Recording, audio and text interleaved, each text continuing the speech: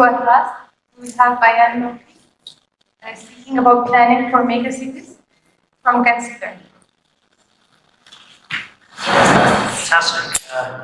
Thank you very much. It's great to be here, and what a fascinating day, and I'm privileged to be the last speaker, actually. Some of you are relieved about that, some of you will be excited about that, I'm not sure which. But for me, it's been an amazing day, and we've heard some fascinating conversations and insights, I think, to practitioners who both work in this city, but work across the region. But people who bring a whole wealth of experience from around the world. And it's just really interesting to hear people's observations about what we're doing now and actually what we could be doing next. And this is a little bit what I want to touch on as well. And I think pick up on some of the themes, particularly some of the things Rula was talking about earlier. Just to explain who I am, I'm the Managing Director at Gensler in London. For those of you who don't know, Gensler were founded in the mid-1960s by a man called Arthur Gensler, who still works in the firm. So some 53 years ago, he and his wife and a couple of friends got together and thought San Francisco was a good place in the mid-60s to found an architectural practice. And little did they know that 53 years later, we would now be one of the largest design firms in the world. It wasn't really their plan, but it has been the realization. And they've done that entirely through organic growth, no merger or acquisition. So it's been a very natural, slow form of growth. And that now takes us all over the world to 47 offices on pretty well every continent, with the exception of this continent. So this is the final step in our journey. So I'm just going to talk a little bit about planning for megacities, and I was sort of reflecting on the way over, putting my slides together in the last minute on the plane, as I want. Actually, I was thinking all those visions you have as a child about what a city could or should be, and we grew up in an era of fairly crude TV, an era where you'd see sci-fi films, you'd see sci-fi dramas, and you have this vision of what a city of the future might be. There's many of these things, kind of monorails, drones, and all these things that we imagined are actually now very much part of our reality. But the most amazing thing, I think, is despite what we imagine, despite these elements being there in our cities actually don't resemble us at all in some respect. And that's because there's a layer upon layer upon layer of a city's evolution. And it's that contrast between old and new, that contrast between planned and unplanned, that perhaps is the most defining characteristic of a modern city. The vision I had as a small child actually then crystallized itself when I went as a teenager to go and live in Hong Kong with my parents. And I experienced the city being built at first hand, built in one go, an incredible period of growth and a dense urban fabric, apparently unplanned in some respects. It felt unplanned, but actually quite carefully planned and quite carefully curated and controlled. But a most extraordinary merging of a natural landscape, this very steep hillside with this very deep harbour at its centre, and this most amazing composition of buildings, but also a city really characterised by the dynamism of its people, the creativity of its people in reinventing themselves, continually reinventing themselves, which they still are. What I didn't realise at the time that I would now work with Gensler, and we designed those sorts of buildings, we designed those sorts of cities. This is a building we've just finished in Shanghai, the tallest occupied building in the world, 632 meters tall. But a building that houses, and again I find that fascinating as an urban planner, a single building that houses 16,000 people. A building where you can move in a lift at 23 meters a second. So you're moving at a speed faster than you move in a street. So you're at 45 miles an hour for those who think in miles. So it's a phenomenal technical achievement to build what is in effect a vertical city. And is also emblematic perhaps of the megacity. And this is where megacities have tended to now consolidate. They tend to now, at their core, land values become so high and demand so great that actually the only way to accommodate that is by building up. But this is my home city, so this is where I've spent most of my career. This is London, not London as it is now, but London in 1572, a city of 60,000 people. Actually, it had a very similar population in the 2nd century when it was a Roman city. You can still see the elements of the Roman city at that time. But what's extraordinary, over 1,500 years, the city didn't really grow that much. It was 60,000 people. That's what a city could support. They could feed themselves from the fields around it, they could trade a bit, they could defend themselves. The city didn't really need to be much bigger than that. And that was the case perhaps over most of the world. Cities got to about 60, maybe 100,000 in the case of places like Rome. But they didn't grow much beyond that. And once the city got beyond a certain size, you'd go build another city somewhere else or grow another community nearby. And that was pure survival. You couldn't move food distances, you couldn't travel distances, and that was the nature of the way a city was. You could walk everywhere. It's a square mile. So it's a comfortable distance in which to live, to trade, and to work. But a city that then transformed itself, and we in England and one or two other parts of Europe became the first cities really to break that mold, fundamentally break that mold that had existed for 1,000 and 2,000 years. And London's population exploded, and it exploded because London became an industrial city. Its population grew from 1 million. It had been the first city in the world actually to go over the million figure in the early 1800s. And by the end of that century was 6.5 million. And a city that actually started to experiment with actually how do you grow a modern industrial city? How do you move around that city? How do you move goods? How do you actually keep things functioning? Because we were still very dependent in the 19th century on horse-drawn travel to move everything. This little drawing is an idea that was being put forward in London in the early 19th century to actually start to build another level of street below the street. And in this level of street, we would run horses pulling carriages. What actually happened was we figured out we could build railways underground. So we were the first city in the world to build an underground railway system, not the most expensive place in the world because they were pulled by steam engines, so they were full of smoke, very sooty. And this is a photograph of the very first underground journey in the world between Farringdon and Baker Street. The line, if you go there today, is pretty well unchanged, still running trains, thousands of people a day. But these are the first people ever to actually experience going on a train underground through the metropolitan area. But it was this transformation, perhaps more than anything else, that enabled that explosion in population. It allowed the city to grow beyond that medieval Roman construct of the 60,000 person city to one of countless millions. The development didn't stop there. That early experiment with steam trains just below the surface of the street was quickly refined and developed with electric trains running much deeper. And it was that shift in the latter part of the 19th century that allowed another explosion in population. So by 1939, London consolidated its position as the largest city in the world. It seems extraordinary now if you think to all the much larger cities there are on the planet. But in 1939, 8.6 million, there'd never been a city of that size.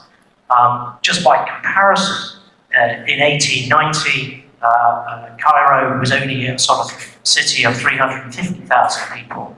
And by 1939, it was just getting to the sort of million figure. It just got over a million. So again, you see the comparative difference in scale.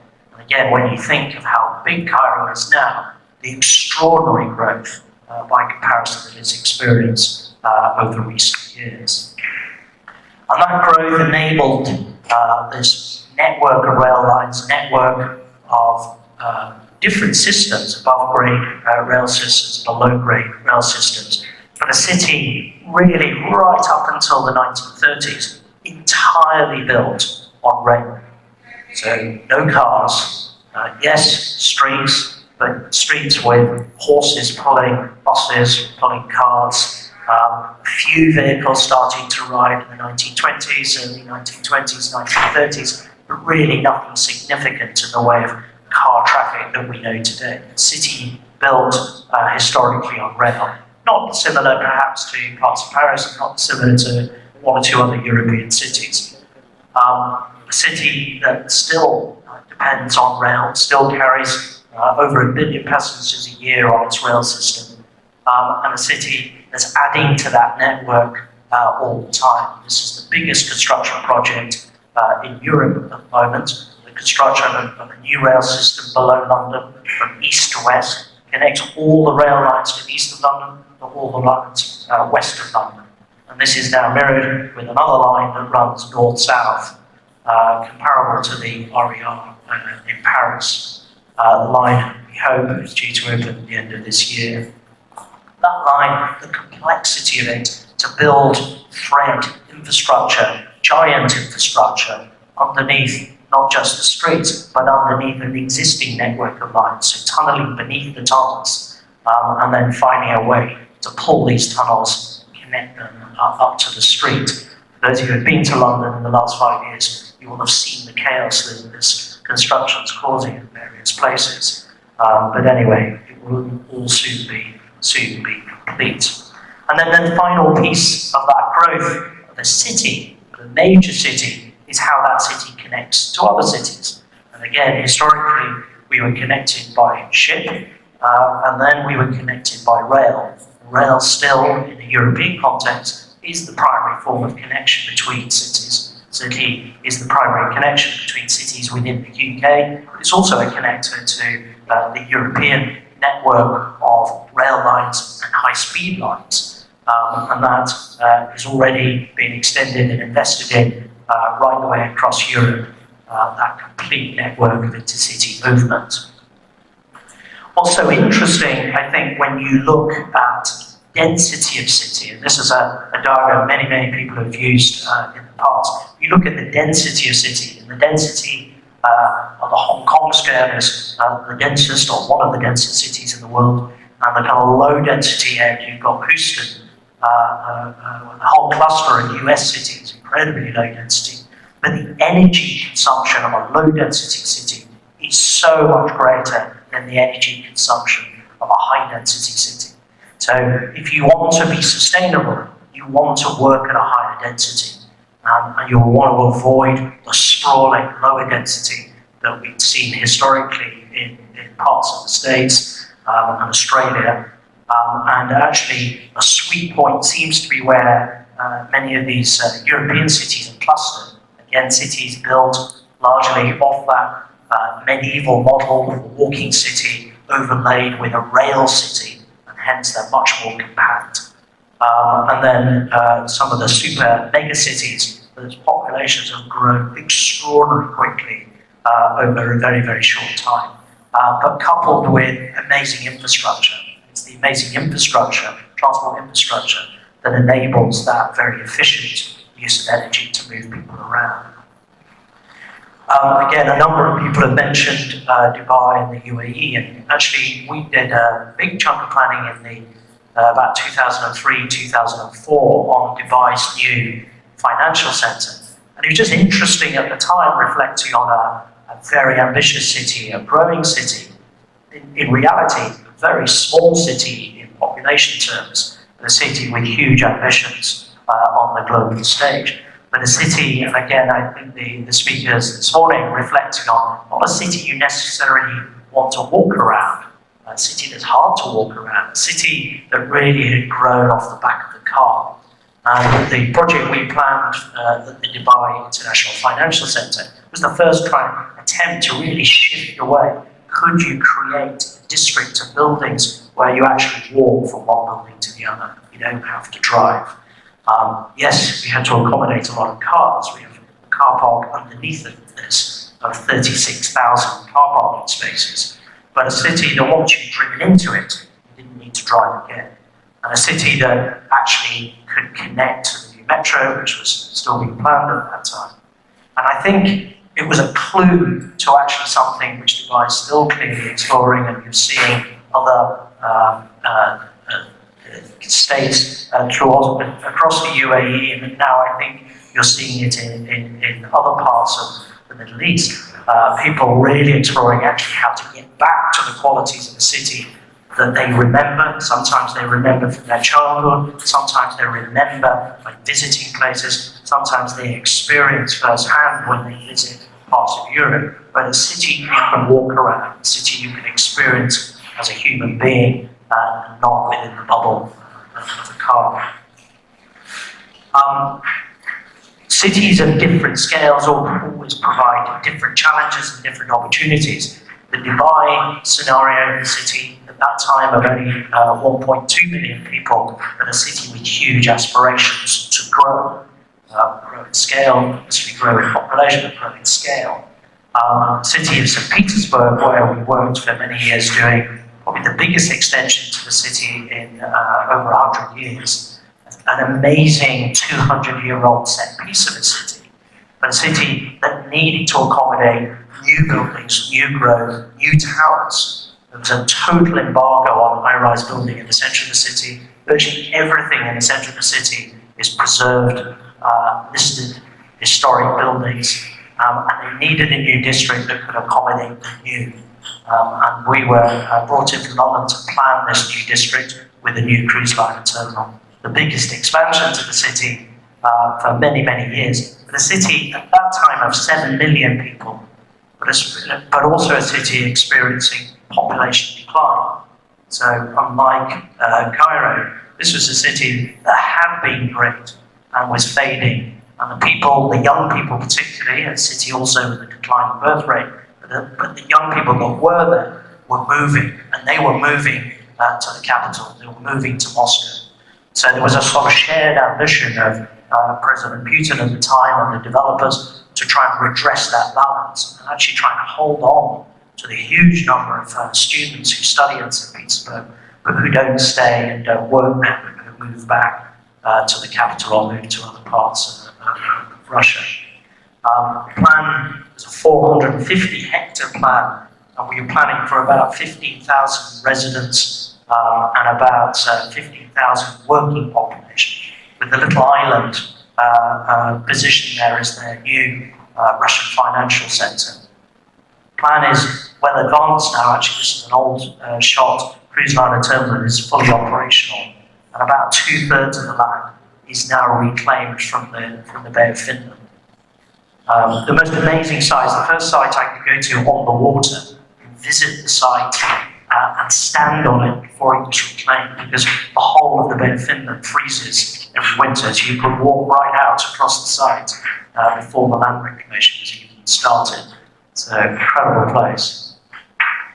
We'd then gone on to plan a number of ambitious expansion plans for various cities. This was in Baku, working for the government. A huge complex of buildings, taking one of the most problematic parts of the city, the industrial edge of the city, and converting it to create a new government centre, a new financial district, and a new university district. So this idea of bringing together all the major components of a growing, ambitious capital city, bringing them together, and again, bringing them together in a way that would transform part of the city, take away the old industry, contaminated land, the polluted air, and create this whole new place in its place. The problem with all these cities, ambitious, however ambitious they are, however big they are, is this. And this is the plague of the modern city. So as much as we've innovated our transportation systems, as much as we've tried to accommodate the car, we've actually created this problem for ourselves, which we struggle in cities across the world to deal with. And we've wrestled with this in so many different ways. We've said, get the bikes out. We've said, get the trucks out. We've said, control the traffic. We've said, build bigger roads. We've said, we've tried everything. And this menace, really, of the car is the thing that's actually destroying our city. And it's the biggest challenge for what I would call the megacity. The cities that are in the 20 million plus category. It's how do you accommodate movement across the city in a way that's comfortable and healthy and create a quality of life in the city that people all aspire to. We're working in several mega cities across the world, from Shanghai to Mexico City. Just a couple I just wanted to touch on. Lagos, two cities actually on the continent of Africa. Lagos in Nigeria, a city currently of about 21 million people, expected to be 30 million people by 2030. A city with huge challenges. A city where an incredible natural landscape of the Atlantic on one side and the Lagos Lagoon on the other. A city that's literally growing around this giant lagoon and will totally enclose it within the next 10 to 15 years. But we, along with a number of other schemes, are now starting to look at land reclamation. There's a big scheme. We've been working Eco-Atlantic on the Atlantic coast. And then inland on the lagoon side, we're dealing with a huge land reclamation extension to the city. But this city has immense problems. It has a very, very fast-growing population, but 80% of that population is literally dependent on their own private diesel generator for power. So this is a city that's not connected in terms of its infrastructure, it's not connected in terms of its power, it's not connected in terms of its fresh water, its sewage. It's a city that's really struggling with growth. And that's where we as consultants, as designers, engineers from all over the world are starting to look at Lagos and think, how do we solve this problem? It's a giant problem. It's the speed of growth no one can really keep pace with. So the plan we're looking at is to take our piece of land reclamation, and this is a sort of 300 hectare area of land we're going to reclaim from the sea. And actually what we're looking at is building a piece of city that has all the infrastructure a normal city has, or people would expect in a normal westernized city. This city won't connect to the grid in terms of its power, it won't connect to the water, it won't connect to the sewage, because that infrastructure isn't there. So all of that infrastructure we're having to build within this development. So this island will be a self-sustaining island. It will generate its own power, it will deal with its own sewage, it will create its own clean water, it will deal with its own waste, all in one place. And we believe if we can complete this with the aspiration that our client has, that actually this could become one of the benchmarks for many, many cities across West Africa over the next 20 or 30 years. Plans are early in its days. Again, like a lot of cities, will be a fusion, not just of housing, but of education, shops, offices, culture, parks, all the things you would expect in a city, but underpinned by the essential infrastructure that you need to sustain. Cairo, another mega city.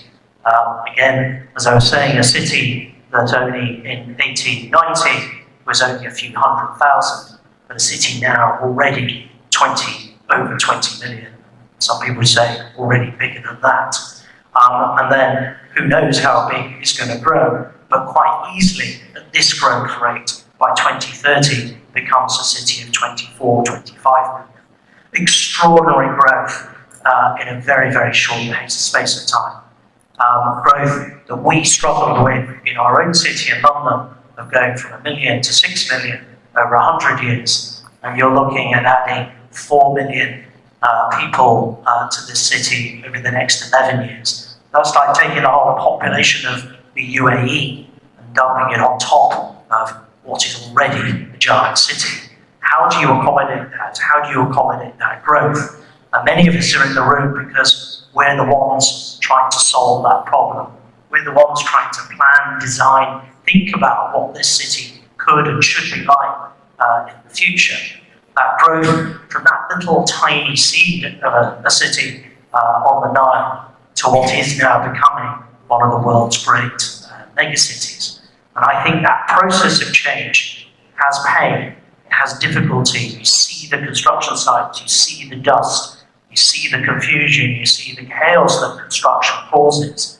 But actually, over time, the city can be put together and the city can operate at that scale. There's plenty of precedents of cities at that scale that have actually come to terms with themselves and figured out a way to operate. And I use Tokyo as a shining example, a city already of 30 million and has found a way to manage, control, and design itself. We've been working here for a good 10 years now. One of our top clients here is New Giza. This was the first client we came to work in North Africa, actually. First client in Cairo. And we've stayed with them through thick and thin, through some quite dark times and some quite optimistic times. And this project is being realised. It's being realised cautiously, but with real ambition. We're building not just houses, and this is my big bugbear. Don't just build houses. You've got to build complete communities. You've got to build schools. You've got to build parks. You've got to build everything the city needs. What we're now focused on is the university at New Giza, which has been built. We're now into phase 2 of that, just about to start on phase 3 of that design. It is a world-class university, probably one of the best universities in the country, now with a very close association with University College in London. This is a city that's maturing. This is a city that's saying, I don't need to send my graduates to a far-off land to be educated. I can actually have them educated in my city, near my home, near my family. And this is a fascinating stage in the evolution of Cairo. The level of sophistication, the level of aspiration is really going to be the thing that transforms this place. City of Edessa in Moscow City is another project we really focus on, very, very busy on. This again, building out this connector between New Cairo and the new capital. But a phenomenal series of projects all linking together to create an extraordinary extension to what is already a giant city. The combination of New Cairo, Moscow City and the new capital together adds an additional space for over 6 million people to be housed in the city. So again, that's comparable with pretty well every European capital, with the exception of London and maybe Paris. But a city that's not just houses, a city that actually is trying to create places that people will grow up, they will raise their children will move into a different sort of house, into a different sort of apartment down the street, they will go to the school together, they will enjoy themselves together, they will dine together, they will work together. But this is a place to attract every generation, not just retirees, not just some mature professional people like me, but young people, people looking for their first home, can all live together in a complete community. A range of housing types, a range of units, a range of styles, and a range of places that connect them all together. But perhaps most importantly, I think this again, with the competition you're seeing between various developers and various schemes, actually it's a place to live. So I'm not just staying in a house and then having to commute back into town to do everything I need to do. That actually I can do all these things within my neighborhood. And I think this is a massive change for people in Cairo. This is the maturing of the megacity. Megacity, everyone can't commute to the center for everything. So what you're having to do is build a series of villages, a series of places within that city. And each of those places has a mix, a range of uses and components of uses that people would expect in their day-to-day life. Of course, there's the occasional event. Of course, there's the occasional meeting. Of course, there's the time I do need to go to the centre. But actually, I don't have to go there every single day. And I think this is going to be an interesting change we're all going to see over the next few years. It isn't just another housing development. Yes, they're housing-led, but they're housing-led with lots of other components embodied within them. And these are places that people will feel proud to live, want to live. So they're not just choosing the house, they're not just choosing the apartment, they're selecting the place that they want to live in and they want to raise their families in. And I think more competition actually between the different developers. We've seen a massive growth in that competition over the last 5 years. I think will only raise the quality and the standards of what's being offered for the people who are going to live there. But this theme about trying to create places where, again, it came up this morning with the shared amenity of open space, which I thought was fascinating. This creation of places for people to integrate with one another, to socialize together, to work together, to start businesses together. I think is a theme you're seeing in many, many cities around the world. And if you look at some of the most innovative cities, they're characterized by these crossover points where people socialize together, and interact together, they share together, they talk together, they assemble themselves in a room like this and share their experience. And out of that shared experience comes more innovative, creative ideas. I love this shop because this is our office in Costa Rica. This is my dream. How can you have an office that looks like this? I don't really know, but they do. And they grow vegetables on the roof and they have barbecues on the roof. And it just sounds like utopia. But we all aspire to working in an office like that. That is how our offices should be. And maybe one day we'll all get there. So the question is really where next? And again, we've touched on a number of themes today, which actually I think are clues to the direction of travel. And again, I'm going to pick up on some of those as well. But we're all scratching our head about where next. We as humans have never been very good at seeing the future. But as planners, as designers, we do have to try and anticipate the changes we're now experiencing. The big question for me is, can you plan for that? Or does a city actually evolve? And I think there's a little bit of both. I think you have to plan certain things. You have to plan infrastructure. You have to plan connectivity from one part of the city to another. That connectivity has to be more than a road with old-fashioned cars driving on it. You do need to allow all of that. But equally, you mustn't frustrate the city. You must allow it to adapt and change. You must allow people to be creative, to people to design things, to people to influence things. You must embrace change. And the city needs to be agile. It can't be a museum. It has to be a changing, thriving, dynamic place. Yes, there will be contrast. There will be contrast between old and new. And actually, is that a problem? You can have old and new alongside one another. Actually, the new looks higher density, but it's probably lower density. So you can have those sort of strange constructs between this new city and this old city. And then parts of the city will have a personality. It may not be the most sophisticated place in the world, but it has a community, it has a sense of a village, it has a sense of history, it has families who've grown up there, live there, raise their children there, and associate themselves with that place. And that's very, very important to the growth and expansion of any city. This is the thing I think, and again, a number of the speakers have touched on, it is going to influence the next generation of city design, perhaps more than anything else. So Elon, sitting in California, dreaming of the electric car, is on the cusp of something that is going to be the most transformative thing. So the rail was the transformative thing. The rail systems are the transformative thing. In the 19th century, the car powered by a petrol engine, diesel engine during the 20th century. But this thing is the thing that's going to change the city perhaps more radically than anything else over the next 50, 60 years. Maybe even less than 50 to 60 years. And I think the other change you're seeing is the way people have embraced technology. So technology hasn't evolved in the way perhaps it normally would have done, gradually seeping out and extending itself across the world.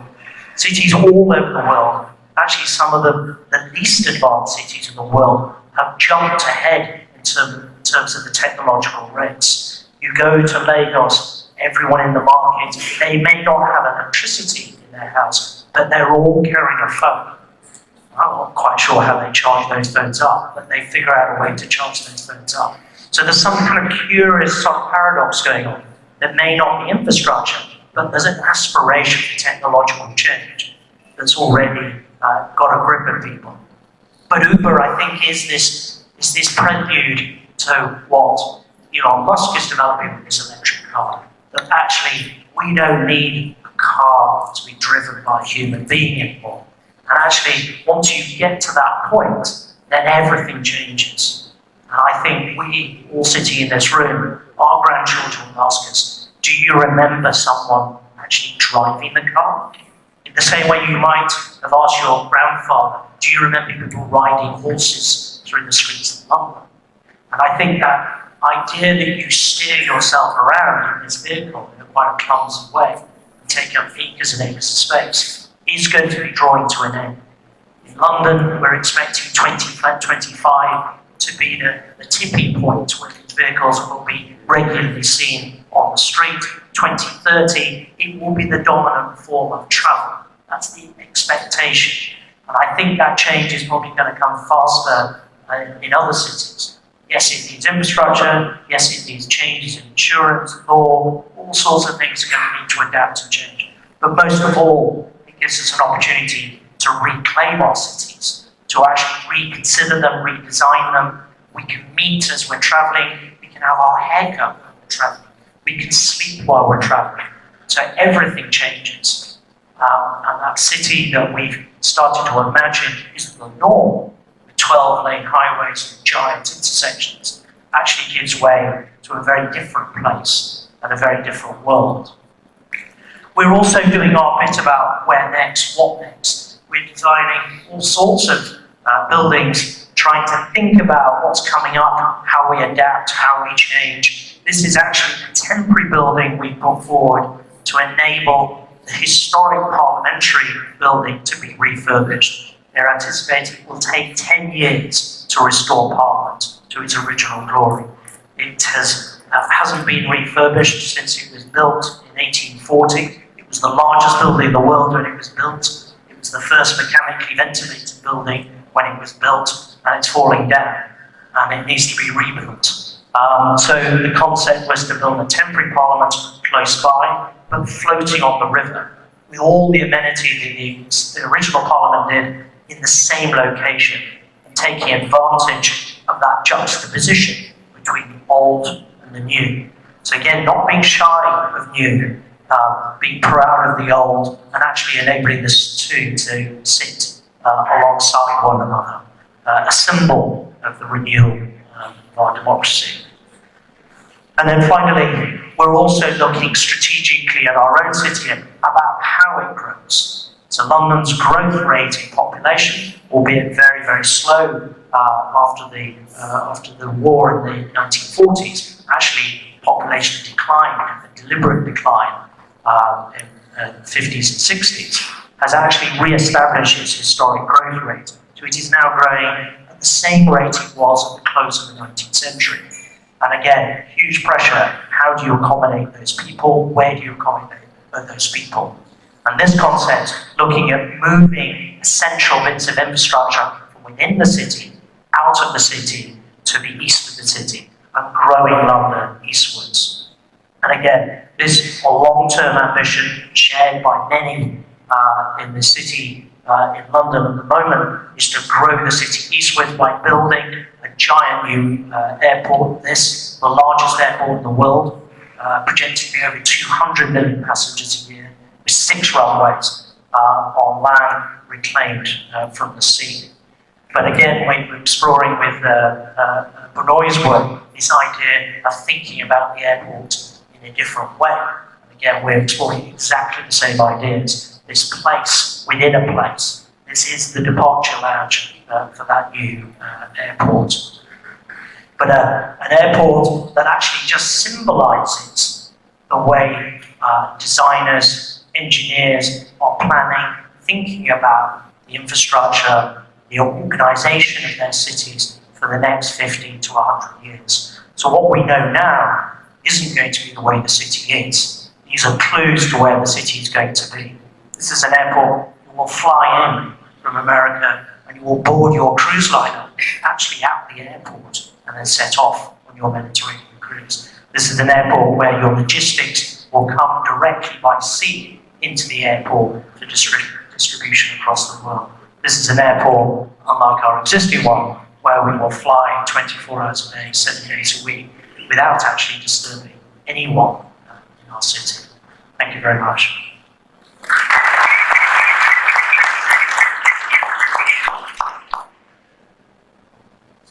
Someone's going to ask a question. Just questions from anyone? Okay, I might have one quick question. I'm sure you've done a lot of master planning in the Middle East and Egypt. What's the specificities of the Egyptian client?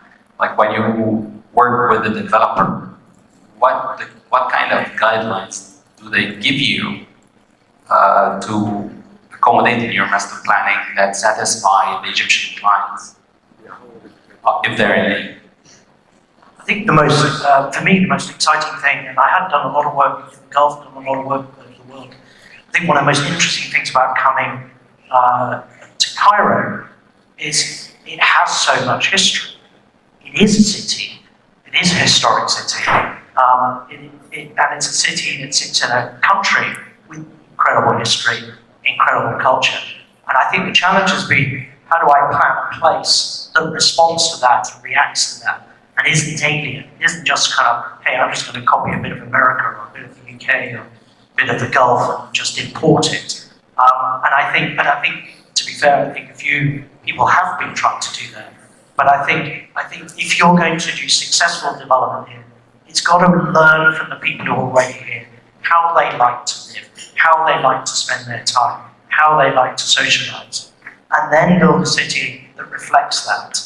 I think there's some very special things about climate here, which again, very different in many respects to the Gulf, more akin to a Mediterranean, southern Mediterranean climate, culturally actually, probably more akin to Mediterranean lifestyle community.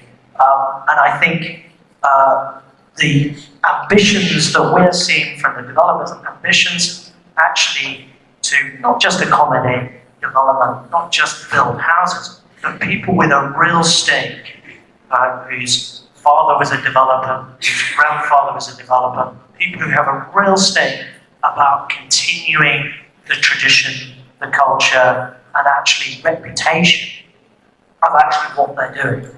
So again, I'm sure there are people trying to make a quick buck out there, but my sense for the people we've been working with, no, they're in for the long, long term.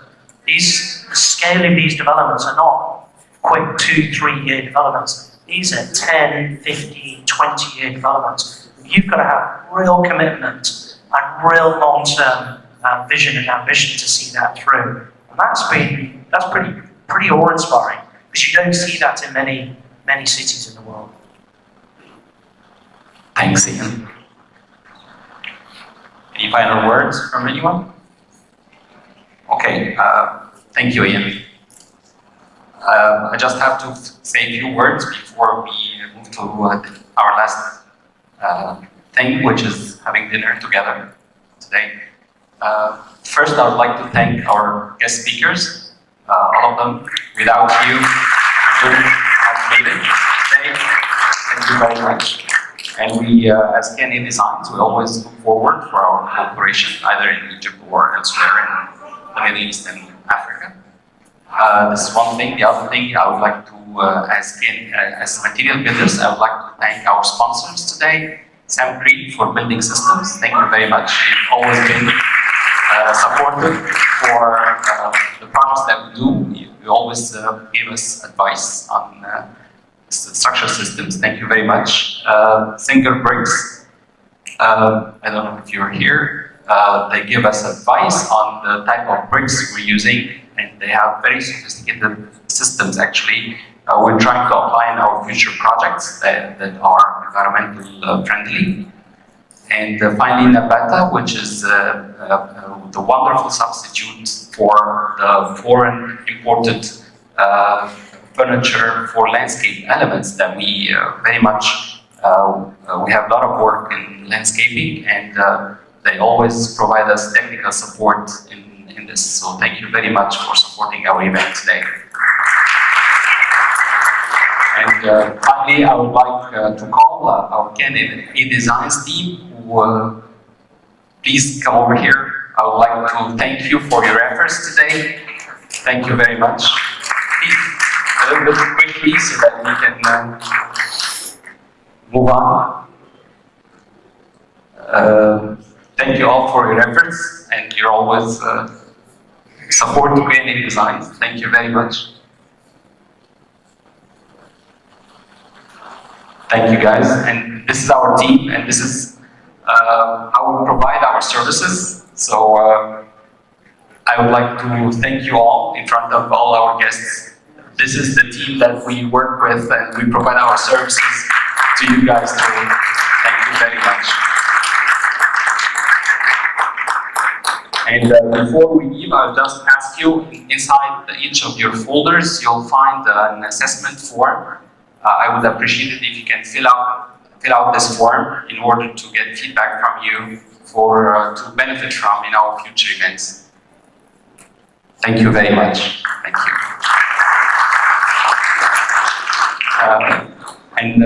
We can start moving. Dinner is served outside. We can pick up our plates and move back to this hall.